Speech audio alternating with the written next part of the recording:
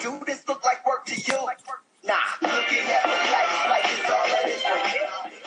This is the Double A Balls Podcast with your hosts, Andrew Romanella. That is a lot of bananas and a lot of bananas for kids. I'm excited for today's episode. So when you give up 41 points, everybody's getting toasted. And Anthony Rinaldi. Avid drunk league softball player. I was kind of a pitcher back in my little league days. Shout out Yankees. They're not going to lose a game the whole entire year. Now it's time for the show. Hello. This is the Double A Balls Podcast. I'm your host, Andrew Romanella, and not sitting next to me today, but on the conference call with me today is my partner, Anthony Rinaldi. Andrew, how are you? Where the hell are you? I'm covered in snow, and I'm sure you are as well. But I'm excited that we were still able to talk because I know we got a lot to talk about this week in a lot of different areas, NBA and NCAA basketball popping off. But before we do that, we want you to follow us on Twitter and on Instagram. Social media blitz. At Double A Balls on both. doubleaballs@gmail.com if you want to send a suggestion, a comment, or a question into the podcast. Follow us on iTunes, Podbean, and Anchor, which we're recording on now. And, of course, new to the line, visit us at powerarmperformance.com for your Double A Balls apparel. Our sponsor, Power Arm Performance, your leader in training apparel. Get your Double A Balls apparel there. A lot on the docket today. And NBA, MLB season starts in 8 days. The NHL playoffs are about 2 weeks away. A wild and wacky NCAA tournament, which has seen history broken once and a few times after. And then, of course, our favorite game, What Do You Got? Hold on. I hate What Do You Got, by the way. Why? Because I'm on a roll. You're on a roll, and I don't like it. Don't like it. Andrew, it is the madness of sports right now. It's like the sports epicenter. It is, and the madness in the NCAA tournament is really getting its nickname this year, more so than other years we've seen. But the Golden State Warriors are injured a lot. And the last time we spoke, it was a half-game lead, and you told me you didn't really think it mattered if the Golden State Warriors were the 1 or the 2 seed in the West. But now that there are a lot of injuries on this team, do you feel like that 1 seed is that much more important because the Rockets look good, they're healthy, they've won 6 in a row. I mean, and they're 30-8 away from Houston, which is probably the most impressive thing I've seen, but we've talked about it. We're not sure if the Rockets can do it in the playoffs. 4 games up now on the Golden State Warriors with not a lot of games to play. Right. What's the stat at now? What is it, like 23 out of 24 games they won or something like that crazy? Houston is rolling. You know, they're playing defense, which is a shock for a Mike D'Antoni-led team. But they're playing defense. Top 5 in the league. Their defense is top 5 in the league. That's pretty top 5. That's pretty good, I hear. That's what wins you championships. Defense wins championships. But I can't say I'm worried. I guess you could say you're worried because, when you lose 3 All-Stars, you have 4, thank goodness, but when you lose 3 of them, it's not looking good. But like I told you on episode 9, I believe that maybe this injury bug is a blessing in disguise for the Golden State Warriors. You know, there's a lot of tread on those tires. Steph Curry, Durant, Klay Thompson, they play a lot of games the last few years, including playoffs. And what's there, a week and a half left of the season, 7-8 games, something like that? Yep. I would say sit him down, rest up, get ready for the playoffs. I believe Steph Curry may be coming back Friday against Atlanta. Watch out. That's a tough matchup. Depending on who you are, you have between 10 and 12 games remaining on your season. All right. Like I said, and at this point, I feel like the 4-game lead Houston does have is probably out of reach for the Golden State Warriors. Possibly because Steph and KD aren't playing right now. Yeah, let me see real quick the standings. Let me and see. Draymond Green left the game the other day. I think that was just a personal issue. How funny is that? That is karma. That's karma right there for hitting everybody in the twig and berries. He got his own. I'm not the biggest Draymond Green fan. Although, did you hear that guy, the announcer? He was hilarious. He said Draymond's out because he got hit in the Little Warriors. That's very funny. See, that's a trademark right there that you want to staple.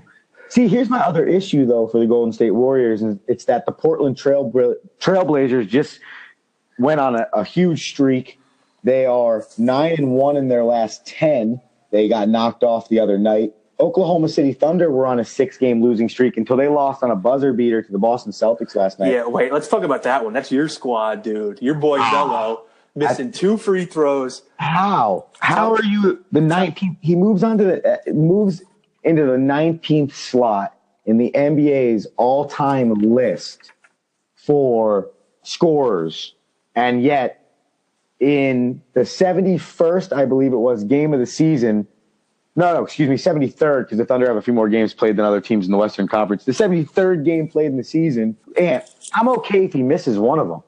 But how do you not hit any of them? To the point where now the three-pointer that they hit at the end of the game is the game winner instead of at least them going to overtime. Yeah, I mean, I actually watched that game. I was surprised I was up so late. You're going to tell me that guy can perform in the playoffs? Ooh, Melo? Right now? Nah, that dude, he made it out of the Western Conference Finals. The first round once with Denver, I know, and he made it once out with the Knicks. We beat Boston randomly. I think in like 2012, I believe that was. All the way back then. Yeah, because then the next year, Mike Woodson had like a 29. They were like 30 and 42 or something along those lines, and he got fired, and then that's when they decided to hire Fisher, who we're probably still paying D'Antoni, Fisher, Woodson. We're going to be paying Hornacek because we're going to fire his ass. Knicks don't even deserve our time right now. No. Tell me you saw that stat, though, about teams who were trailing by 5 points under 20 seconds to go in a game.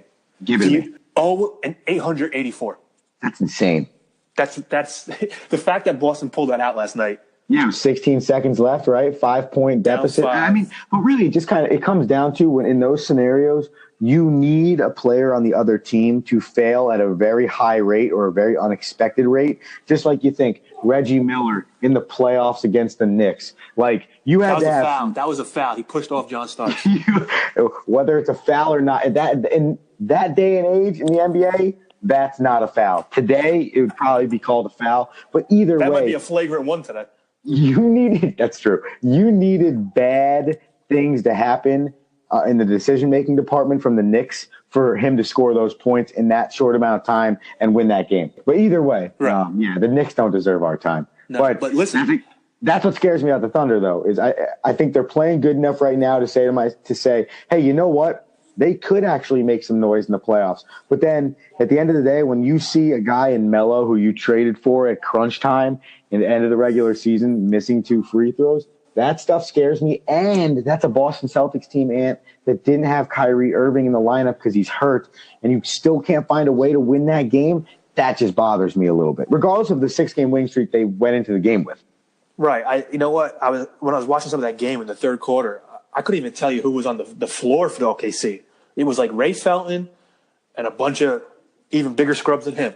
Yeah, probably had Terrence Ferguson. They probably had Corey Brewer on the floor. Right. But that's my point. My point being is in the playoffs, you're going to maybe have a 7-man rotation, if that. So you got to think that, your coach Donovan over there was just kind of getting some guys some burn there in the third and fourth quarter. And you really, because at one point you had a 9-point lead, I think, going into maybe the beginning of the fourth quarter. But here's what scares me is if they don't figure it out, they're in the 4th spot in the Western Conference right now, Ant, but they're only 2 games up on the 8th place Utah Jazz. So if you don't, in your last 8 or 9 games, figure it out and find a way to stay above, you need to stay above the 5 seed because you need to have at least 1 round of home court advantage if you're the Thunder, which would really save you because also if you're the 4 seed, right now you're playing the Pelicans. But again, it's so wide open. The Spurs, the Minnesota Timberwolves, the Utah Jazz, the Thunder, and the Trailblazers have separated themselves a hair. They're in the 3rd spot. They're 2 games above the Thunder. But they're 8 behind the Golden State. I didn't realize. I mean, that's – so you're fighting 3 through 8 right now. But between number 3 and number 8, it's only a 4-game spread. That's pretty – that's – they say and there's no parity in the NBA. Well, NBA's a little top-heavy, I should say.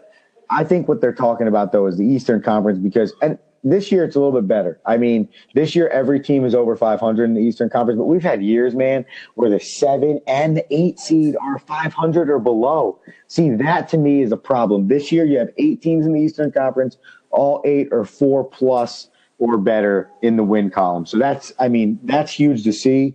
I think that is changing the narrative a hair. I think The tanking is definitely a little bit of an issue. I mean, seeing some of these teams like the Bulls and the Hawks. Oh, I mean, the that Hawks, was brutal what they did to the Knicks last night. the Bulls. I don't want the Knicks to get any more W's, and the Bulls don't. They didn't bring anybody. They didn't bring Dunn. They didn't bring Marketing or what's his face, Levine. Yeah, they didn't bring anybody. So I'm just looking at the standings because I haven't checked them recently. But even in the East, 3 through 8 is only separated by 4 games. Right. So there could be a lot. there as well. There's a lot of movement. Left to go with these 8-9 games. The only difference in this scenario is where you're fighting in the Eastern Conference. I still only believe that the 3 teams, the Raptors, the Celtics, and the Cavs, are really the only teams that have a chance to make some noise. For some reason in the Western Conference, I actually feel like, and maybe that's because it is maybe a little bit more dominant, that there are like 5 or 6 teams that could randomly come up with an upset in these playoffs. Would you agree? We're out of the West, you're saying? Yeah. In the East, I just think it's the Cavs, the Raptors, and the Celtics. Yeah, the Pacers are all right. Yeah, the Wizards are all right. Yeah, no, there's Down nothing. the Listen, line, but it's not LeBron much versus there. everybody. It's LeBron and Toronto. You know what? I used to like Boston, but if Kyrie Irving is going to be out with that bulky knee, I don't like their chances at all, even though they are going to have home court advantage. I agree. I think what's going to happen is it's going to be another year for the Celtics where they just kind of bow out. Maybe they do make the Eastern Conference Finals. Maybe it's only the second round, but I think they're going to bow out. It's one more year. I really do think the addition of Gordon Hayward, and obviously you need a healthy Kyrie the whole year to be a real contender to the Cleveland Cavaliers. I think that's huge. I, again, obviously don't trust the Raptors, which you and I have talked about, I think, a million times on this show. I think that's the big thing. I need to see them win big games. They won 53 games already this year. It's franchise high. They're a very good basketball team. They can play a bunch of different ways. But the thing for me about the Cavs this year, and it obviously just happened, is Ty Lue leaves the sidelines because of health issues. He wants to get himself healthy. He says it's going to take about a week. I hear things about he's coughing up blood. You know, he's got heart problems, a lot of serious stuff that he has to get figured out. Kevin Love, though, does come back and is on the sidelines now for the team, and that's going to be a big factor. Now you have LeBron and Kevin Love, 2 All-Stars, leading that offensive attack. But the question I have for you, Anthony, is do you think the Cavs will be able to overcome, A, their head coach having to leave for health issues going into the last 10 games of their season, and B, the amount of change that has gone on in their rotation through the trades and the injuries? Simple answer for you, A, B, and C, LeBron James. LeBron James head coach, LeBron James GM, LeBron James playing the best basketball I think I've seen him play in his illustrious, 15-year career already. I agree, but you don't think it matters? He has to have somebody around him. You're right, but I mean, look at what he carried back in 07 or whatever year it was when Cleveland made it to the dance. I mean, obviously there wasn't much competition back then as well in the East, and he was able to bring Ilgauskas and Boobie Gibson. You know, he carried that squad to the. He's got a better squad now than he did back then, and he's even playing at a higher clip. He's Mr. Triple Double, like your boy Russ Westbrook. But the question is, and I agree with that. He's playing better basketball, and his supporting cast is better. And if I'm thinking about the same year you talking about the year they lost to the Mavericks in the finals? That's correct. Okay, and I agree with you that he has a better supporting cast, and he's playing better basketball than he ever has in his career. But my issue is the amount of moving parts that have happened. 8 different players have shuffled in that Cavaliers rotation in a Cavaliers uniform this year. There's not much continuity. Larry Nance Jr. has been hurt since coming over to the Cavaliers, as has Rodney Hood. He's been hurt a little bit as well. Kevin Love hasn't even been on the sideline since the acquisitions and the trades, since Isaiah Thomas was shipped out, et cetera, et cetera, et cetera. That's my problem with this year's Cleveland Cavaliers, regardless of how good LeBron James is playing, because you're looking at legit teams. The Toronto Raptors aren't being carried by one dude. They're being carried by 2, 3, Lowry, DeRozan, Ibaka. That's what scares us about the Celtics, because it's only Kyrie, and you look at Jaylen Brown, and you look at the Marcus Smart is hurt now. You're looking at the Celtics and saying, who's really carrying them now that Kyrie's hurt? There's not enough there. You look at the Indiana Pacers. You're getting carried by one guy in Indiana. The Washington Wizards, you have Beal, you have Wall, but Wall's been injured. Who else is really there? The 76ers, you know what I'm saying? So you keep going down the list and you're saying to yourself, you know, there are some teams, but who really has? But at the end of the day, I think the Cavaliers just have LeBron James right now.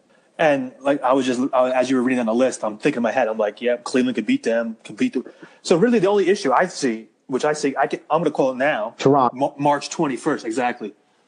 The number 1 offense and the number 5 defense during that a little 11-game stretch they had before they lost to your what do you got pick. That was a hell of a pick you had there. Great pick. So you can see that Toronto's obviously trending in that right direction, but it looks like tonight DeRozan and I don't think Lowry are going to play against Cleveland.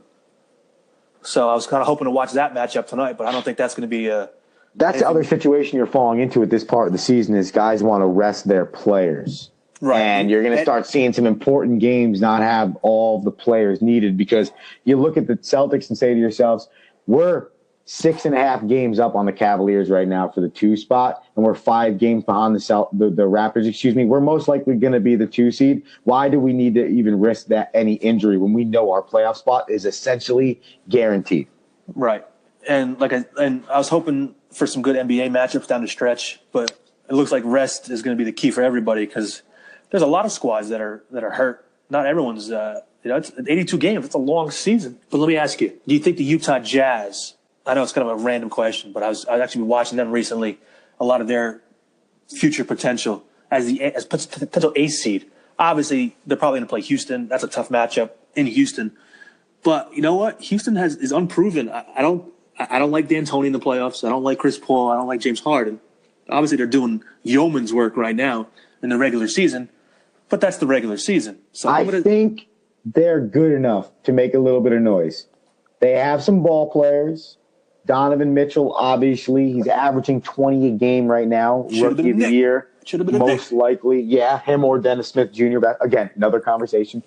Ricky Rubio's doing a really good job at the point for them. I think he's averaging like 5.5 assists right now a game. You got guys like Derek Favors contributing. You have a good little offense. The one thing that scares me, and this is 2 really important categories, okay? Because they only allow 98.5 points a game, which is second in the league. All right, Ant, but here's my issue. They're 25th in the league in scoring, they're 20th in the league in rebounding, and they're 23rd in the league in assists. They don't move the ball very well, that tells me. They don't rebound very well, and they don't score a high number of points. And at the end of the day, in the Western Conference, if you want to, you can play all the defense you want, and your defense can bring you so far. But if you're only averaging 103 points a game, it is going to be very tough to survive in the Western Conference playoffs. Oh, yeah. I mean, look at the Rockets and Golden State. They're upwards of 115 almost. And that's the thing. And T-Wolf is scoring points. You could play the best defense in the entire world on the Golden State Warriors, on the Houston Rockets, but at the end of the day, they're probably going to find a way to score about 100 to 105 points, even on a bad night.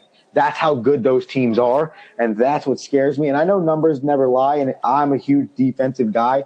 I believe in the defense, but at the end of the day, I just think that in the Western Conference of any sport is where the offense almost takes a more precedent in terms of winning the game. Because if you don't have great guard play on the offensive side, it's going to be very hard to win a championship. I think you're going to see Damian Lillard team up with LeBron James.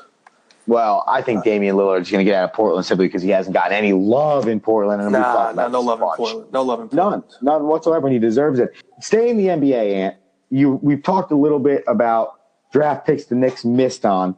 This year is a heavy draft for the NBA. There are a few guys to look at. Trae Young, DeAndre Ayton, the man from Slovenia, Luka Doncic, I believe is how you say it, Michael Porter, Marvin Bagley III, Trae Young, Colin Sexton from Alabama. The list goes on. There are a lot of guys in this draft, probably about 10 to 12 guys that teams would really want to get their hands on. Always in the NBA, it's a little bit different than most sports. Really, there's probably about 4 or 5 guys in each draft that really stand out in your mind throughout the course of their career.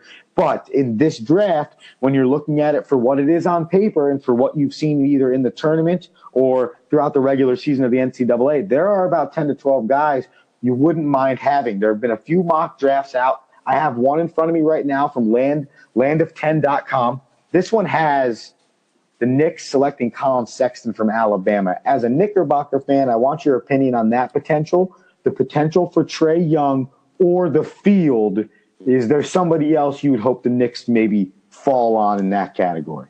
I can't say I've watched a lot of Alabama basketball, considering I think they're a football powerhouse. But I know They are, although they did make the tournament, make a little bit of noise this year. and they got A.V. Bradley as the head coach. That's pretty cool. And he's an NBA guy. NBA love. And he had nothing but high praise for Colin Sexton. So clearly, I think anybody the Knicks take is going to be helpful, as long as Phil Jackson's not making that pick. And I'm pretty sure we're clear of that mistake. I wouldn't mind seeing a Trae Young. He's a little small for my liking, but small guards aren't always the worst thing in the world. Ask Steph Curry. Ask your boy Steve Nash. Even Russell Westbrook's a little short in the foot there. Does it concern you that throughout the course of this season at Oklahoma, Trae Young only shot 36% from the field? No, it was a high volume shooter because he was really their main offensive weapon.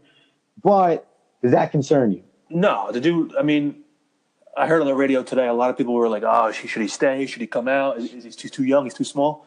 I mean, the dude averaged, I think, 27 points and 8 assists in college. I mean, what else do you want him to do in college? That's true. Is he mentally ready for the NBA? Probably not, because I know he was kind of talking about, "Oh, these guys are playing me differently." Blah blah blah. Like what do you think you're gonna get in the NBA, brother? Like you're gonna get obviously the NBA plays somewhat defense. But then also I heard him interviewing this morning. I forgot who he's talking to.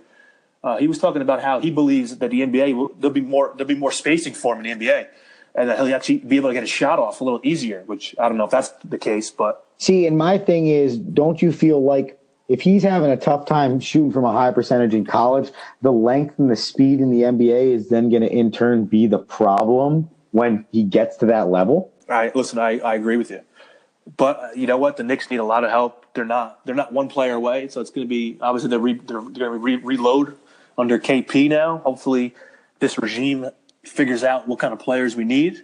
See, that's the problem with messing up last year's draft, because you shouldn't be looking at a point guard right now. You shouldn't have to be drafting a point guard in this year's draft. You should probably be looking for another guy who can play well with Kristaps Porzingis and whoever you had drafted last year as your point guard. I know it was supposed to be Frank Ntilikina in a developmental role, but he really looks like he's probably developing into more of a 2 or a backup point guard on the second unit, not really the guy that you have running your offense. Again, the bottom line is you have to have a ball handler that can kick it to the lane, break down the defense off the dribble, find the shooters, and create offense that way. If you don't have a point guard that can break down a defense, and that's what's disappointing about what happened last year and the way the Knicks ran their operation, because there's no way you should be drafting a point guard right now. And if you're not, and if you're drafting that third piece to the puzzle, you're really seriously talking about the Knicks probably even maybe not this year, but definitely next year as a possible playoff team. And now that's kind of gone out the window because you screwed up, really, if you look at it, one draft. You had a good Kristaps Porzingis draft. You had to have a good second draft, and you didn't. Yeah, I mean, listen, whenever you let a GM make a pick and you fire him 4 or 5 days later, I mean, you know it's the wrong decision. What I want to stop talking about my Knicks. I don't want to talk about them. The other guy I wanted to talk about was DeAndre Ayton. And here's my issue. You saw the upset with Arizona, okay? That was a pretty that was a bully beatdown. Buffalo came out and said, "Whoop, we're going to beat you by 21, 89-68." It wasn't even a game in the second half. And here's my issue. And I've been thinking about this, and I couldn't wait to ask you this question, because this to me matters a lot when we're talking about guys that we want to build a franchise around, okay? So if you watch that Arizona game, I don't know if people did or they didn't, but I was watching it a little bit, especially in the second half.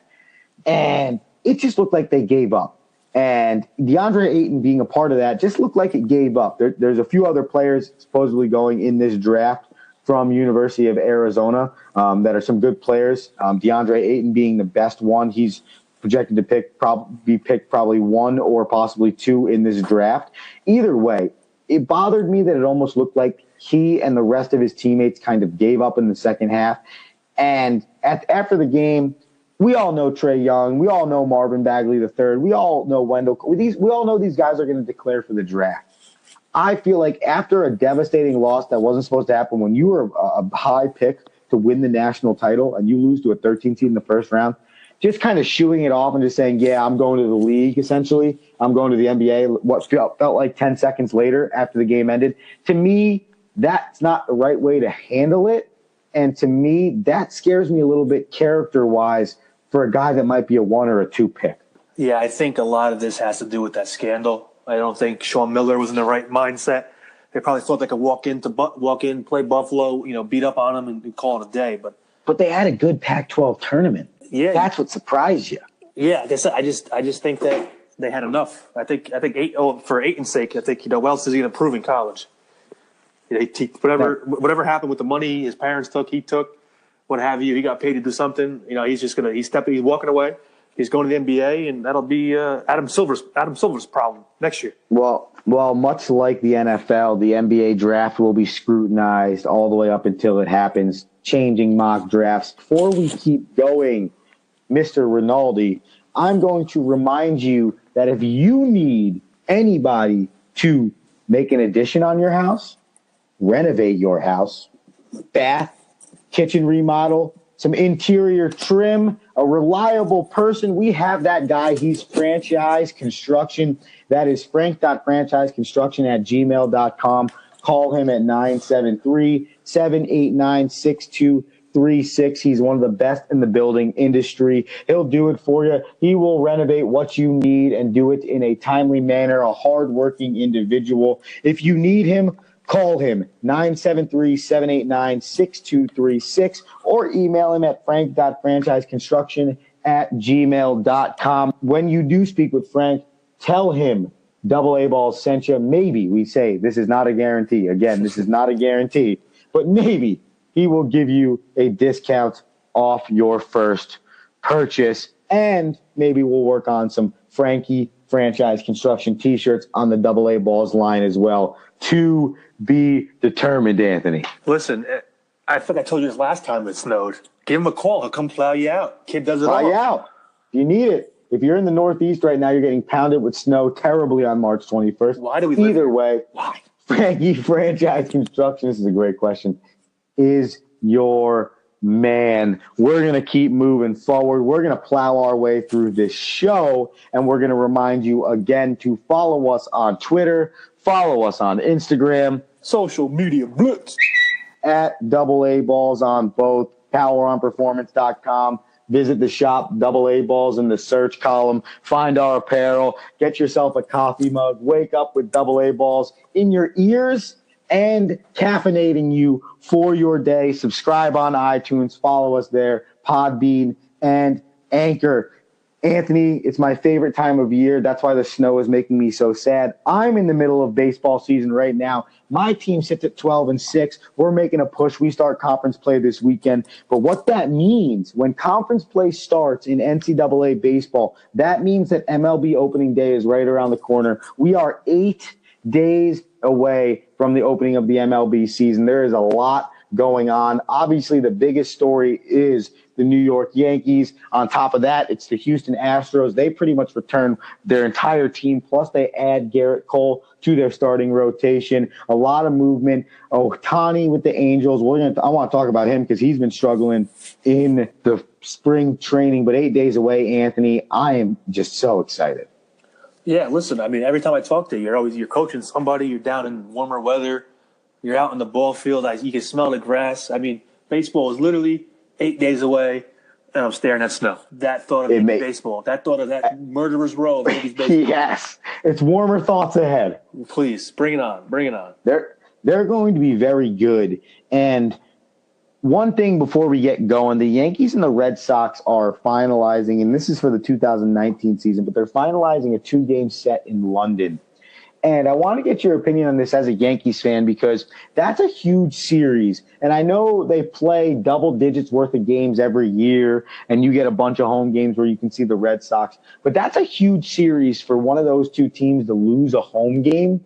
And I wanted to get your opinion on that because I was very curious. Usually what they'll do in these scenarios when they're playing overseas, they'll get a high market team, and then they'll get a lower market team that might not mind losing a home game. So, for example, let's call it the San Diego Padres and the Boston Red Sox. The Red Sox who sell out pretty much every single home game compared to the Padres who it's okay if they lose their 15,000, 20,000, they turn it into their home game across seas. That's not the worst thing in the world for teams like the Padres, the Rays, et cetera, et cetera.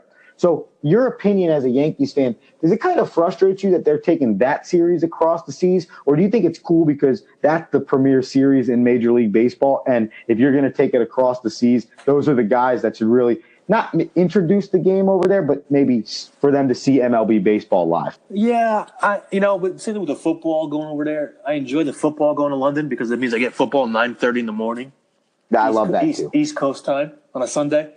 9-1, 4:25, and 8:25. That's a great day. That's football. That's a great day. That's America overseas. But we digress. Who digresses? Andrew? Always. Tangent Andrew. Doesn't bother me. I'm actually interested to see. I'm sure the Londoners enjoy baseball just as much as they'll enjoy soccer. And you know what? You'll see in the stands. You'll see every random baseball team jersey on somebody. But I mean, I don't think it means anything. Do you know when those games are going to be? Is it early in the season, late in the season? That may be a factor. That's a good point, and it could. I don't think Major League Baseball would make it late. I'm going to look it up and see if I can find out, because that's a really good question. Because if it's late in the season and it becomes a big game for the playoff contention, I mean, the AL East is possibly the AL East and the NL West are probably going to be the two hardest divisions in baseball this year. The NL West is stacked. The Dodgers, the Diamondbacks are good. The Giants are getting good again. They made some big trades this offseason. The Rockies are stacked with young prospects. They have a really good young core right now. That division is stacked. But the other division is the AL East, which the Yankees are a part of, and the Red Sox. The Orioles just signed Alex Cobb today, a 4-year, $50 million. He might be the best starter in their rotation. Now they have 5 legit Major League starters. They were the worst starting rotation in Major League Baseball last year. I believe they had a 5.23 ERA as a staff. So the AL East is going to be very good. If you're playing a game late in the season overseas, that is going to be something very tough for two teams who are possible World Series contenders this year. Yeah, I can't imagine them playing that game late in the season. That's got to be something probably early on. I would think that makes the most sense. That would make the most sense. Exactly. Yeah. That would just make the most sense, because and we'll look that up. But while we're on the topic of the Yankees, in my opinion, it's the Yankees and the Astros in the AL. Am I missing anybody, or would you agree there? I mean, how do you feel about Cleveland? Cleveland's pretty good still. They are, but I just feel like at the end of the day, the firepower on both of those two teams outweighs the Cleveland Indians going into this season. I do put them at a hard, probably 3, maybe a 2B underneath the Yankees, because the Astros have to be number 1. They won the World Series last year. They're at the top of the throne. Until somebody knocks them off, they're at the top of the throne. And the Astros were saying some stuff out of their camp this week about how they were a little frustrated that so many people were talking about the Yankees when they're the World Series champion at the moment in time right now. And I agree with that. Your boy, Mr. Justin Verlander / Upton, was very upset that people were calling the Yankees the favorite out of the AL. I guess you gotta side with Verlander, because yes, he was a trade, a mid-season trade to the Astros. So he's not really a Houston Astro, but they did win the ship. So I guess you do. And he was a huge part of that, though. Listen, and I think he was lights out. That's what it comes down to. And I agree, but I agree with him though, because you're sitting there in training camp and you're going, we're at the top, and all these people are talking about is the Yankees simply because they added one player. And I agree. That is a huge impact player, but at the end of the day, we won it all. In my opinion, Anthony, I love being a team that no one talks about. I think that's the best place to be in any sport. I think it's the best place to be when you're a team that no one's really talking about, and you can kind of just go about your business, set your process, keep working your butts off as a unit, not really care what anybody says about you, and then go in and you surprise a lot of people going into the year. The Astros aren't going to surprise anybody, but who cares if they're talking about you or not? Who cares? You want them all to believe that there's a World Series hangover in Houston. You want them all to believe that you're not going to be as good this year as last year. I mean, this team led the league, and I think it was 4 or 5 major offensive categories, and they were the best team in terms of strikeout percentage. They were the hardest team to strike out as an offense in Major League Baseball last year. They won the World Series, which was an unbelievable story, especially for what happened in Houston last year in terms of natural disaster. It was huge for the city. You come into this year and they don't want to talk about you? So be it. Just go do your thing, and then just show them by going back to the World Series for a second straight year. Yeah, I mean, just prove it. I mean, you gotta love that little Jose Altuve getting paid the big bucks now. That was definitely well worth that contract. Tenfold. Jose Altuve, just an awesome story. Yeah, I mean, 5'7", if that, just crushing it. For those of you that don't know, before you go on it, I have to throw this nugget of information in there. Little nuggets. Jose Altuve was not drafted by the Houston Astros. Jose Altuve went to training camp, or a tryout camp, was told by the Houston Astros that he wouldn't be good enough to play for the Houston Astros.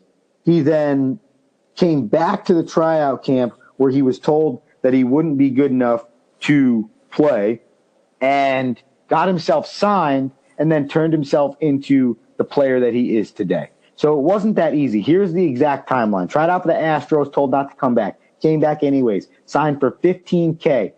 Now in his 8th year in the league, he's won the World Series. He's the AL MVP. He got a 5-year, $151 million extension and is on track, and what I feel like is a fast track to being a first ballot Hall of Famer. Yeah, listen. I can't argue with you. I It's agree. incredible. I agree that Houston should relish being the so-called, I don't say underdog, because they do have a stacked lineup: Correa, Springer, Altuve, Bregman. I mean, that's a potent lineup. But my New York Yankees also have a potent lineup.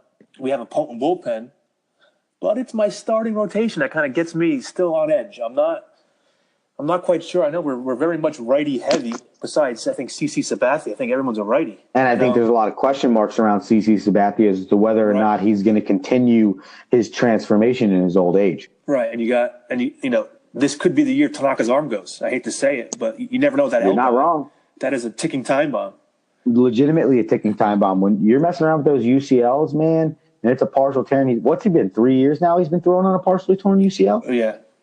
That's a lot. That's a lot of stress on an arm that's supposed to be a top 1 or 2 arm in your rotation. Yeah, I keep forgetting about young Jordan Montgomery. He's a lefty. So it looks like we got 3 righties, 2 lefties, which is pretty good mix. Well, to continue to build off your main point, though, Ant, Jordan Montgomery, you don't even know, he performed very well last year for the Yankees. Part of the reason why they did what they did last year. Can he repeat it? Is he going to prove and show the maturity that you need to have as a young pitcher that you can now do this consistently year in and year out? That will be the question. I think he's going to be probably your 4 or 5 starter. I guess you go, if it was me, if I was Booney, I'd go with Severino, then go Tanaka, and then go CC. So that's 2 righties and a lefty. Maybe throw in Sonny Gray as the next righty and make Jordan your 5. Go 2 righties, lefty, righty, lefty. That's how I would kind of do it. We'll see how it plays out. But I know it's way too early to talk about MLB trade deadline, but I have a feeling the Yankees will be buyers, and we're going to see a big-name pitcher come to the Yankees come July. Absolutely. I absolutely agree with that. And you saw them sign Neil Walker, so be it 1-year deal. I don't think that's obviously it's not a long-term option at second base, but I think they wanted to let that veteran presence there. They sent Andujar down. That means Drury's going to start at third. I think that's where it's going to shape up in your infield with Didi at first and Didi at short and Greg Bird at first. I think that's a good, really, really good infield. And I think you're 100% right about where the rotation goes. I think Severino's hands down, flat out, your number 1. Because of Tanaka's potential injury or current injury or dealing with his ailment, whatever way you want to put it, I think Severino's got to lead the staff. And how he goes, you go. And I thought it was pretty funny seeing the Aaron Judge, Manny Machado. Aaron Judge got fined for telling Manny Machado he looks good in pinstripes. But at the end of the day, and this is just building off your thought of being buyers at the trade deadline, so be it. The season hasn't even started yet. The Yankees are going to continue to be buyers now. I think for the next 5 to 10 years, that's how well Brian Cashman has set up this organization. Wait, they actually fined Judge for that? Yeah. That's tampering, I guess, because you can't say, come on. Because you can't try, and I guess what it is you can't try and recruit. And you don't see my quotes right now, but they're in the air trying to recruit players that are currently on other teams. I mean, we saw it with Magic Johnson in the NBA. It can be the dumbest little thing that could be considered tampering. Yeah, that's like the same nonsense with Magic Johnson. Yes. It said your boy Antetokounmpo was such a Greek freak, and he's praised him about how good his game was, and they basically fined him like what, $500K or something, $50K, whatever. Yeah, an absurd amount of money. Absolutely ridiculous. And the other person I need to talk to you about, because I know we didn't get a chance to talk to him about last week, and I know you wanted to, but right now, Shohei Ohtani is not doing very well on either side of the ball as a pitcher or a hitter. Is this just spring training blues? He came over. He's a little nervous right now playing Major League Baseball. I mean, he just went 14 straight at bats without a hit. He got a bloop single yesterday, but he's got about a 7-something ERA. He's getting lit up on the mound. He can't hit right now. Is that just spring training? Is that just he's adapting to a new environment? Is this guy going to be legit, or are we looking at a big-time bust? As a baseball guru, Andrew, what are your thoughts on that bloop single? I mean, I like it. Here's my – first off, if it lands, be happy. That's right. If you're on base, be happy, especially if it's considered a hit. That's my first thing. My second thing is he went the other way with it. It was an off-speed pitch. Seeing him go that way with it, that's important to see. For a hitter that's struggling, being able to use the whole field is the key. If I can drive the ball the other way, if I can see the ball deep, that means I can cover the whole plate. Listen, anybody knows, maybe not anybody knows, but the easy thought process is if it's your dominant side and the ball's inside, you're naturally going to be able to turn on that baseball and hit it. There are some guys that struggle on the inside, but majority of players are going to struggle driving the ball away. That's why you see shifts on a lot of these big home run hitters, because they tend to always pull the ball. And if they pull the ball, they want to hit the ball in the air. So that means if they pull the ball, they pull it hard on the ground. Seeing somebody go the other way is key in seeing if they're seeing the ball well and they're starting to feel their swing. So to me, that's positive. The negative is it's been about 3.5 weeks of him struggling very hard. And that's on both sides. And Major League Baseball is a different animal. And I think the key, and I believe it was Buster Olney I was listening to, said something along the lines of the mistakes that you made in Japan or Korea or anywhere overseas are going maybe not hit there as often as they're going to be hit in Major League Baseball. I think that's what he's struggling with from the offensive side, and then from the pitching side and from the offensive side. Anthony, I think at the end of the day, it's just you're facing some of the nastiest players in the league. The average fastball in Major League Baseball right now is like 95 or 96 miles per hour. He wasn't seeing that as a hitter last year. He wasn't seeing any of this. I think that's what is happening right now.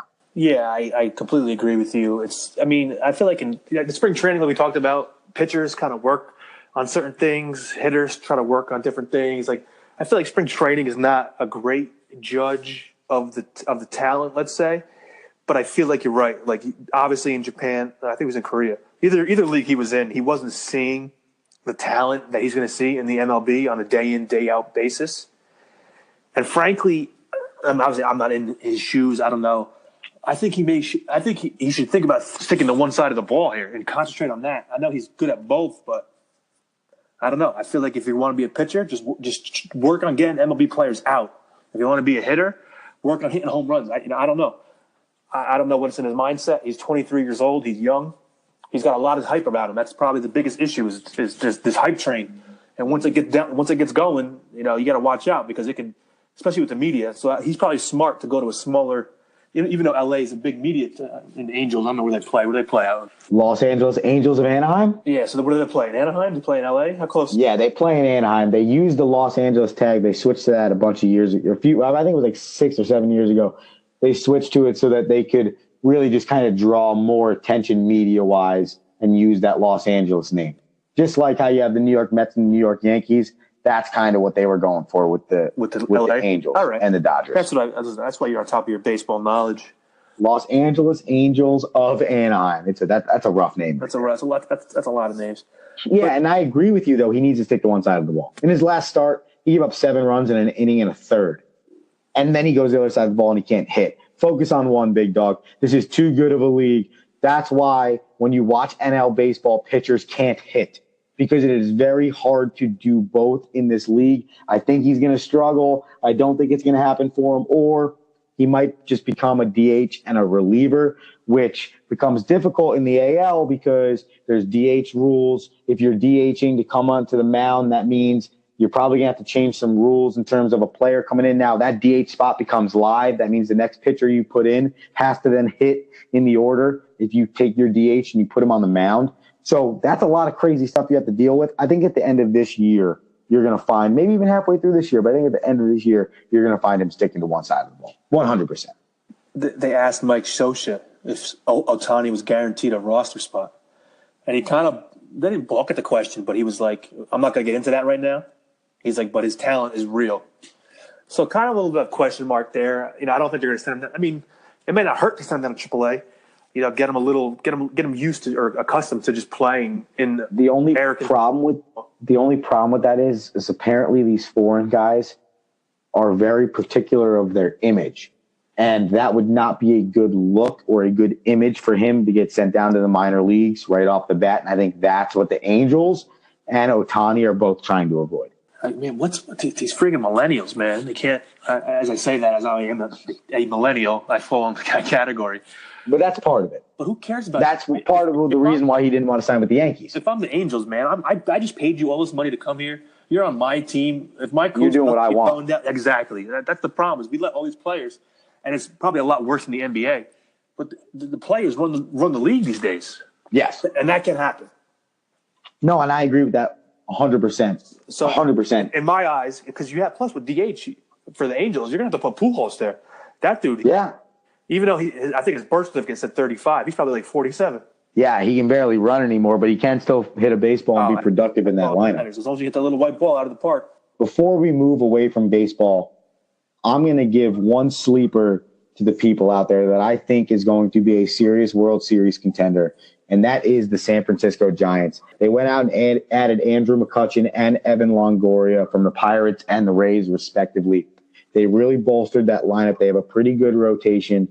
I know they're in a tough division, but I think that they're a team that could be a real wild card contender. And I think that they're a team that could slip out of the West in the NL and surprise some people this year. So the Giants are my hard wild card pick, sleeper pick in the MLB this year, Ant. I was waiting for you to talk about your Homer Mets. I figured you'd go there. Well, I think they're going to be. I think they're going to be good enough. Their rotation looks really good. Syndergaard looks good. DeGrom always looks good. Harvey's looking better. Even Wheeler and Matz. Matz has been figuring out. I watched him go 6 the other day and only give up 2 runs against the aforementioned Houston Astros. The rotation's shaping up. I think they're going to be good enough offensively to be able to hopefully get one of those wild card spots in the NL. But again, it's going to be very, very tough. Yeah, listen. The Mets definitely have a tough road ahead of them. But listen, the Washington Nationals, they just happen to lose all the time, so you should be all right. Well, they find a way to win in the regular season. They just can't find a way to put it together in the postseason. And the Nationals have repeatedly been that team. They changed their manager this year. I believe it's Dave Martinez at the helm right now for the Washington Nationals. Davey Martinez, excuse me. There have been a few changes in managerial positions this year in Major League Baseball. That being the biggest one you're looking at because the Nationals, he's taking over a first-place team that won, like I said before, 90-plus games last season and was one of the best teams in Major League Baseball. You just wonder if they can put it together in the playoffs. Yeah, that's always going to be the case. I was surprised when they let go of Dusty Baker, but I guess he's habitual for not winning in the playoffs. Dusty Baker, I believe, was the manager of the Chicago Cubs when the terrible collapse happened against the Florida Marlins, and I believe that was 2003. And we all know what happened with that foul ball and Moises Alou. And I believe Dusty Baker was the manager of that Cubs team. That might tell you everything you need to know. Well, this baseball talk's getting me amped up, Andrew. Well, you know what? 8 days away. And I'm fired up and I'm excited. But something that's going on currently has also been getting me amped up, and that is the madness that they call the NCAA tournament. Before we go there, I'm going to remind you again, AA Balls on Twitter and Instagram. Social media blitz. AA Balls on both iTunes, Podbean, Anchor. Subscribe, poweronperformance.com. Get the AA Balls apparel. It has been a wacky and wild NCAA tournament. We saw the first ever 16 seed in University of Maryland, Baltimore County, UMBC, defeated University of Virginia by 20 points. It wasn't even close the last 10 minutes of the game, 74-54. Anthony, that was the first time in 135 tries that a 16 seed beat a 1 seed. 135-0 prior to that game were 1 seeds. I always joke, like, there's no way a 16 seed is going to beat a 1. Like, why would they even have some of these 16 seeds get in there? But I was watching the game, and I just didn't believe during the game that it was going to happen. Like, even when they were up by like 11, 12, 15 late in the game, I still, for some reason, just didn't feel like it was actually going to happen. Listen, Tony Bennett, the coach, not the singer, from Virginia, I mean, the guy's a stud. He's turned that program around. But I feel like all season long, even though they were number 1 overall ranked, I think, too, right? I think the number 1 overall seed in the whole entire tournament. They were. They're like Syracuse. They average like scoring 40 points a game, and they just beat you.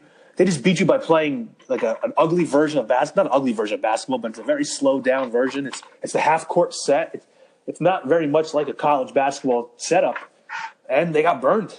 And that went back to my point earlier about the Utah Jazz, about how you can have a great defense, but if you can't score points in the playoffs, it's a problem.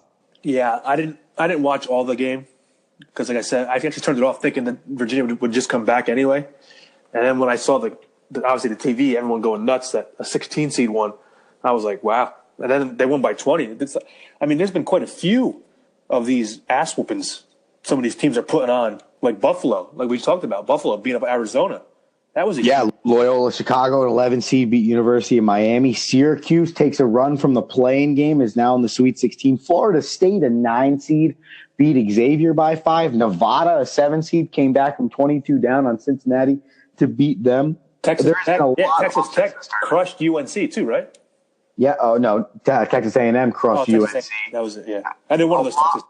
And I think, West Virginia is a 5 seed. They're making a run. I think it's going to be a higher seed that possibly wins this tournament. I mean, you look at a Sweet 16 matchup of University of Loyola Chicago against Nevada. An 11 seed versus a 7 seed in the Sweet 16. You have a 1 versus a 5, a 9 versus a 5, a 3 versus a 2. I mean, a 9 versus a 4, a 1 versus a 5, an 11 versus a 2, and a 7 versus a 3. I mean, think about that. This is a crazy tournament. This is the first time in tournament history that a 1, a 2, and a 1 and a 2 from one region all were knocked out before the Sweet 16. That's crazy. That is the definition of madness. Yeah, but I feel like every year we'd say, "Oh, this is the craziest tournament we've seen." But I mean, obviously this year. But it's history breaking this year. Yeah. And throughout the course of this year, it was history breaking because it was the most upsets versus non-ranked and ranked opponents in NCAA history. Listen, I'm going to do a little tease here for you. I'm going to make you sweat. Hopefully this podcast gets out there because my What Do You Got is going to be tomorrow night on the College Hardwood.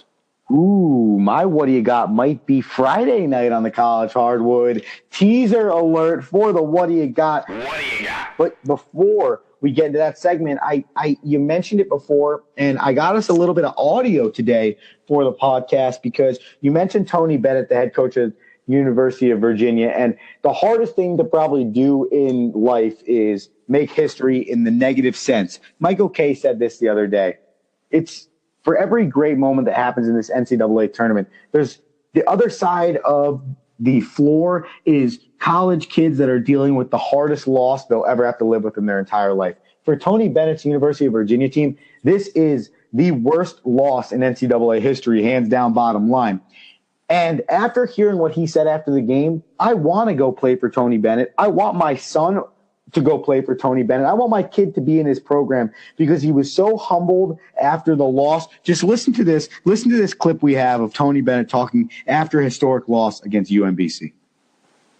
Hats off to Coach Odom and his staff at UMBC. They played a terrific game. They thoroughly outplayed us. A week ago, we were cutting down the nets at the ACC tournament and how good that felt. And they had a historic season. They really did. And then we had a historic loss, being the first 1 seed to lose. So that's life. We talk about it all the time. With the adulation, the praise, it comes. And we've got a lot of that this year. And then on the other side, there'll be blame and people pointing that out. But that can't, in the end, define these guys and our team or us, because it was a remarkable season, but we got thoroughly outplayed, and that's the reality of it. If you play this game and you step into the arena, this stuff can happen. And those who haven't been in the arena or in the competition, maybe they don't understand that. But I grew up, played at Wisconsin Green Bay, the hyphenated schools. I know how good they are. I said it yesterday or the day before the press conference. Good basketball knows no divisions or limits or qualities, and they played. All that matters is who plays the best. If they earned their right to play in this tournament, we earned our right.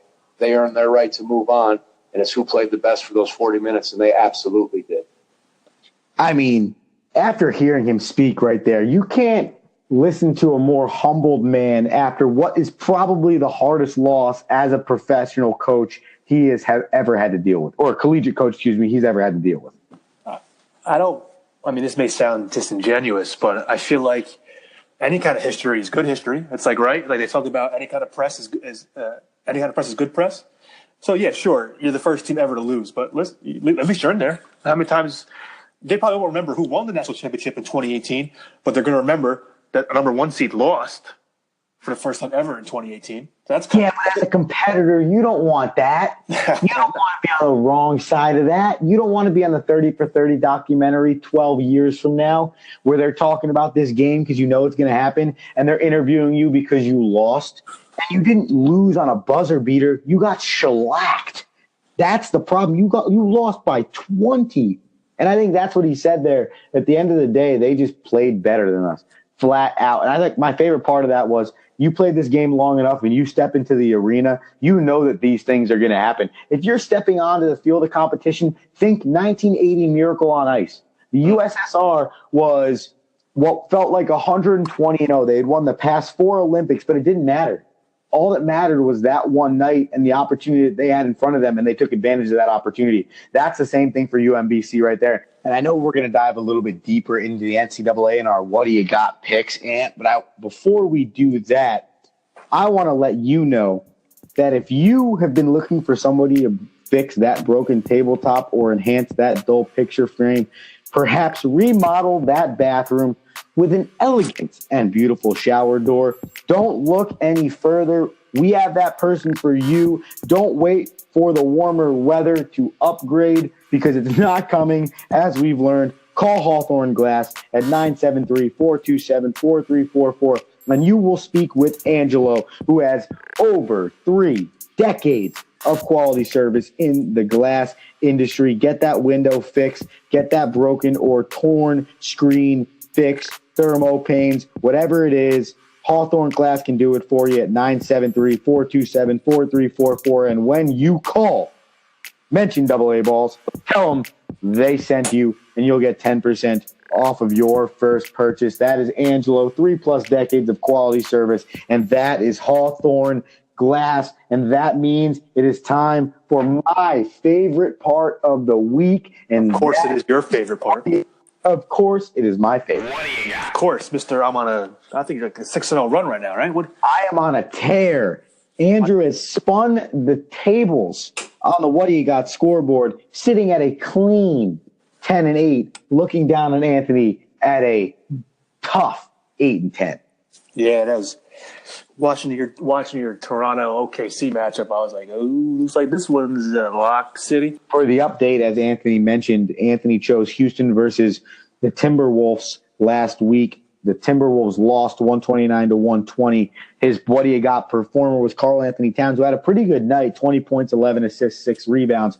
But that paled in comparison to the OKC-Toronto game, where Russell Westbrook had 37 points in 37 minutes, 13 rebounds, 14 assists, and a 132-125 win, in which the Thunder won their 6th in a row at that point, and the Raptors had then ended their 11-game losing streak. So I got the 2 points last week, which means you, and you alluded to it before, can get us kicked off this week in hopes of maybe spinning the tables back in your favor. So the question is simple.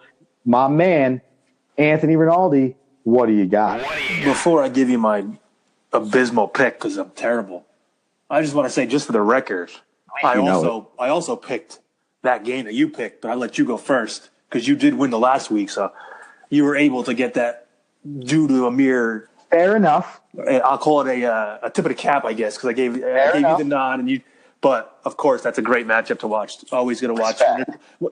Whenever there's an 11-game win streak, something's going to happen. You got to watch that. 100%. But I want to pick something that everybody should be watching for one single individual, and it may be my even player to watch. And it's not even a player. But everybody, you need to watch your favorite 98-year-old nun. Give me Loyola Chicago versus Nevada. All right. Thursday night matchup, 7 o'clock. Actually, it's a 7:07 tip. It's on your local CBS. Check your local listings. I believe it's channel 2 for most of us. And I want to watch Sister Jean Dolores Schmidt because she's a stud. And she's got maroon and yellow gold Nikes, just like Loyola Chicago. So essentially, you're telling me if Loyola Chicago wins, you automatically get the performer pick? That makes a little bit no sense. No, listen, you can't watch a nun because she's not playing. But she is a fascinating story. I don't know if you saw this one little tidbit from her. She was being interviewed, I think, on ESPN or one of these shows, and they said, "Oh, Sister Jean, how does it feel to become a superstar?" And she actually stopped the lady in the interview and corrected her and said, "Actually, this is being broadcast in Mexico and I think China." She's like, "I'm an international superstar," and She's not wrong. I hit the floor. I was dying laughing because you know what? When you're 98, you can say whatever the hell you want. Yeah. Hey, listen, I agree with that 100%. And when your team is upsetting people in the NCAA tournament, I think you can say whatever you want. And they're doing it on almost buzzer beaters. So I don't want to say it because I don't want to get into it. But maybe that's a little bit touch from the good Lord of her doing a little bit extra praying for her Loyola Chicago team. But that's neither here nor there because you know what? You got to play the games. You do. And Nevada is a tough opponent. You said it earlier. They came back from 22 against Cincy, which was number 2 seed, I believe, in the tourney. Yes, they were. And what that shows me about Nevada, and I believe one of the talking heads on ESPN said it, Nevada is the only team in the tournament that is basically an NBA style or a pro style run type team. So you can Interesting. So I definitely want to watch this matchup. I'm rooting for Loyola Chicago just because obviously you want to see the higher seed. I want to see Sister Jean Dolores Schmidt. I want to see her run continue because, good Lord, who knows what happens if they make it to the Final Four or what have you. And my player that I want to watch in this game is my boy Custer because he's the one making all the shots. He's the one dishing all the assists, and he's gonna have to carry this team, and he's gonna have to bring it to Nevada because, like I said, Nevada. They can be down 22. There's no quit in that squad. And they know what kind of talent they have, and they can see what's in front of them. So I'm going to rock out with Loyola Chicago versus Nevada, 7:07, Channel 2, and give me my boy Clayton Custer to do some damage. All right. I like that pick. Andrew, why don't you tell me what do you got? All right. What I got coming off of a hot and steamy 3-week run-through of Anthony's picks, I'm staying in the NCAA with you, Ant, and I'm going to go with what is probably a fan favorite in terms of team remaining to win this tournament. So I'm picking West Virginia versus Villanova because I just think that is going to be a great battle to watch because I think this is the test that if Villanova wants to make it to the national championship game, this is the biggest test I think they're going to have to go through right now because of how good Bob Huggins' West Virginia team is press-wise and on the defensive side of the ball. They're going to play the winner of Purdue, Texas Tech, the winner of the Villanova-West Virginia game. To me, if Villanova makes it past West Virginia right now, who is a way better team than the 5 seed that they have, I think it becomes a pretty clean move to the Final Four and then hopefully a path to the national championship in their eyes. So I'm taking the Villanova game versus West Virginia. That's on Friday, a 7:27 tip-off. And I'm going to take from Villanova, Mikal Bridges. And this man scored 23 the other day against Alabama, which Villanova whooped up on, I think, by like 28. This dude can straight out score. And I think it's going to come down to the key offensive players in Villanova. Villanova's ability to beat the press and get the ball to their three-point shooters. They barraged Alabama from beyond the arc, and Mikal Bridges led the way in scoring with 23 points. And that is my what do you got pick, Ant. Do you think your boy Bridges is going to come out? What is he, a junior? I think he might. I think you just don't see a lot of guys staying for their senior year. Right now, a lot of these drafts put in between like a 10 and a 15 number pick in the first round. I think that this NCAA tournament might help him slide up that board, as we've seen it do for a lot of players. So again, that's why he kind of becomes a guy that I want to watch, because of all the top picks in this draft, if you look at it, you're looking at Marvin Bagley III, you're looking at Wendell Carter, both from Duke, you're looking at Kevin Knox from Kentucky, and you're looking at Mikal Bridges from Villanova, Robert Williams from Texas A&M. In the top 15 right now, mock drafts, those are the guys left in the tournament, and those are the guys that I want to kind of see, and that's why I'm taking Bridges. And that's why I do think, to answer your question, he is going to come out after this tournament. At least I'll know Thursday. If at least I have a good matchup Thursday night, I'll have a chance to make some kind of comeback in this what do you got thing that you created. We will see when we come back together next week, Anthony. I'll tell you what, before we go here, again, for the last time, we'll remind the people, AA Balls on Twitter, AA Balls on Instagram. Social media blitz. Follow us on both of them, AAballs@gmail.com if you want to send a question, a comment into the podcast. iTunes, subscribe. Podbean, subscribe. Anchor, subscribe. Visit PowerOnPerformance.com, our sponsor for the podcast. Go into that search bar, type in AA Balls, and go ahead and buy yourself apparel, a phone case, some coffee mugs. We're getting some baby clothes on there. Whatever it is you want, rep your AA Balls clothing. Anthony, it has been a lot of fun on the conference call with you today. Listen, it's been a great, unfortunately, we couldn't make it together today with this beautiful spring weather we're having. But, as always, Andrew, tell your friends. Tell your friends. Get the apparel. I want to see randomly in the streets of New York City as I'm walking to work, somebody rocking AA Balls gear, and I'll come give you a shout out.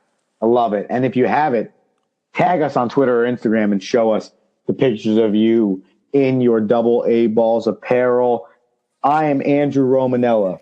That is my partner, Anthony Rinaldi. We are the AA Balls podcast, and we are out. No. Me gusta así. Me gusta así. This has been the AA Balls podcast, powered by PowerArm Performance, your leader in baseball and softball training apparel. Visit www.powerarmperformance.com to get your apparel and start training like the pros today.